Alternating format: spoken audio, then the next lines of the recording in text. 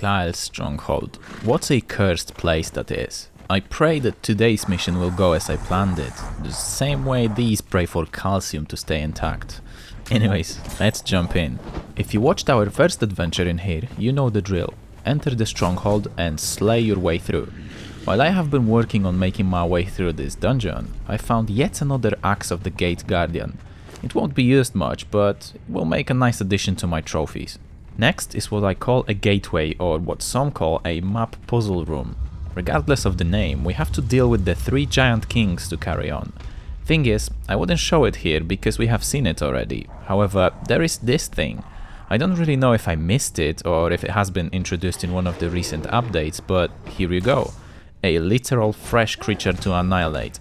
It's called Blood Defiler, and genuinely I don't remember it being here, but hey, it dropped a few decent items, so I can't really complain about anything.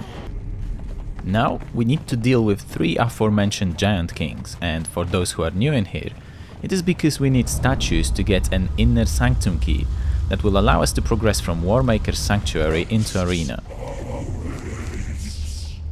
Also, just before reaching Warmaker's Adjutant, this guy right here, I have fought with the Undead Commander, which dropped something that I am really happy about. A matching in design helmet called Legacy of the Nordheimers, and that thing has double the value of armor rating of my current Vanir heavy helmet. What a lucky find. Now it's time for the statues to be put in place and to move on with the journey.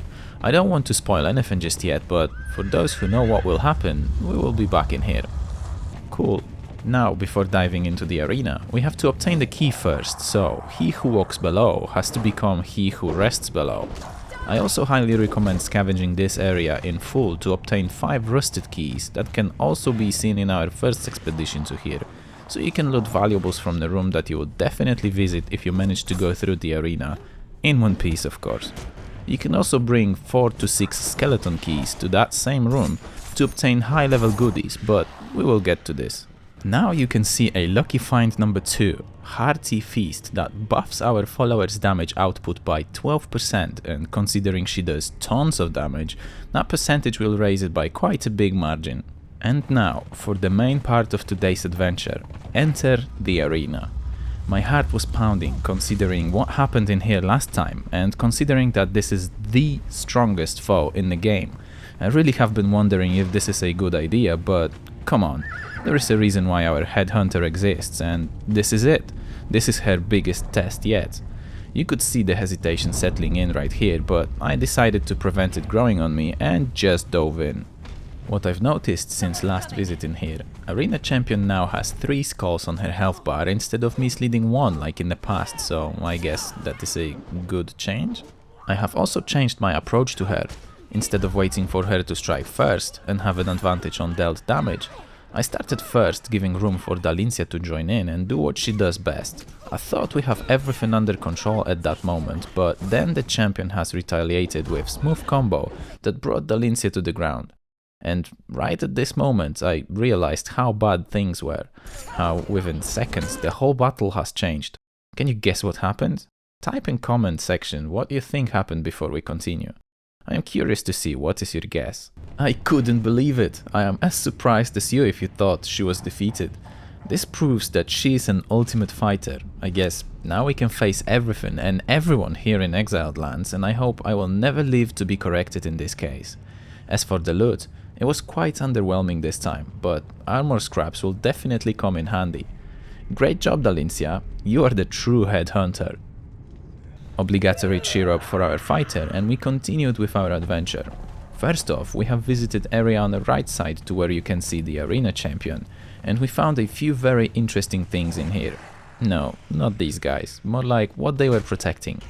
Just like this chest right here, which contained one of the most valuable resources in the game, composite obsidian, which can be used to craft both obsidian tools as well as few of the most powerful non-legendary items in the game. This is something I have missed on the first walkthrough, but here is why it is important to get it. It will teach you how to make Arena Champion's armor, and since you came out of a difficult fight, you deserve to take it home with you. That's it for the rewards. Let's move to the other side of the arena, where we can get into some more trouble. You can notice that the area gets progressively colder, as well as in my opinion, has the most climatic background sound for any of the dungeons. What is a nice touch for this place as well is the fact that you can get very little, but still, some of the black ice. Moving forward, you will be able to see rooms on both sides of the corridor. I didn't really know what to expect, but I definitely did not expect undead shellbacks and undead hyenas in here. Once you deal with them, it's worth to have a glance inside now empty rooms, as they will contain high amounts of gold and silver coins, among other valuables. Up ahead, you can find more rooms with lesser foes, but then you get to this area, an area where Undead Dragon resides. Prior to the big fight, I have cleared up a room on our left side to avoid any interruptions and came right back to the Rotten Lizard. I thought it would be somewhat of a challenging fight, but nah. The Lindsay just obliterated the dragon with no sweat whatsoever, and apparently it was my first ever slain Undead Dragon.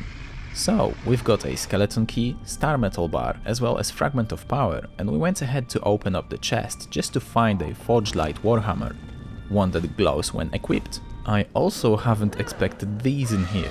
That's right, mammoths can be found in this place as well. You definitely have to go inside the room where they reside, as there is quite a few goodies to be obtained. Lastly, before reaching the main room, I found something that gave me God of War vibes. Something I didn't know houses a chunky enemy, which I missed on the first walkthrough.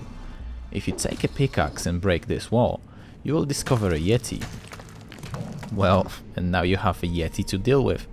It doesn't bite as hard as the Arena Champion, but still, take care when you fight with it. Some more underwhelming loot, and we had to check what's inside the room. What I found were 2 chests and, again, not much inside. Time for the last main room in here. Yes, a big boss fight. I didn't know if I should expect more or less resistance than with the Arena Champion, since this seems to be the main guy in here. I walked around the room to see what we will have to work with, except multitude of traps on the ground, and decided to meet Champion of the Warmaker in person. Well, Dalincia will meet him in person. He seemed to be quite resilient, more so than the Arena Champion, but much less fierce in his attacks. What we have on hand is a deadly fight between 2 titans, but I think I know what would be the outcome of this clash. I don't know what this means, but it looked interesting when Champion was doing it, and I have noticed that the second or third time he's done it, his helmet started glowing red, kind of like he was getting angry at us. I don't know what's with the loot we are getting today, but here we are again, just some scrap to keep us happy. Now, next to the exit from this dungeon, you can find 2 tablets that will teach you how to craft a very decent set of items. First of all, Godbreaker armor, which is supposed to be one of the best in the game, along Grandmaster Armorsmith, as well as Warmaker weapons, along the Grandmaster Weaponsmith. Lastly, time to use our rusted keys to obtain what hides behind these doors. What you can find among all the other things in here is some more composite obsidian, armor scraps, Grandmaster repair kits, as well as star metal bars, ebony silk, gold bars, steel fire, and some dice, plus more. Once you finish with rusted keys, time to put skeleton keys to use.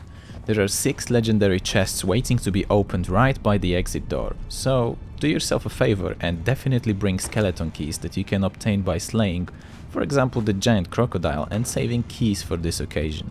What you can get in here, with a chance for something different than what I've got of course, are the following items: Forged Light, Baltzeir's Lodestone, Gawain's Rusty Pike, the Watchblade, and more.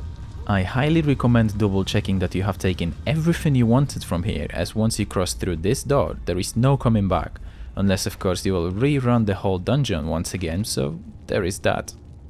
It's been such an honor to be able to finally finish this dungeon. It was a nightmare fuel since the day I came here and utterly failed to progress past the Arena Champion.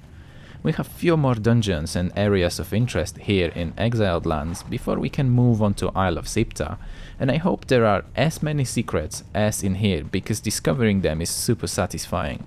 And just as mentioned in the introduction of this video, we made a full circle back to the beginning of this area right behind the inner Sanctum door. Thank you for your time. If you liked the video or disliked it, leave a sign you did so, and I shall see you in the next one. Danon, out.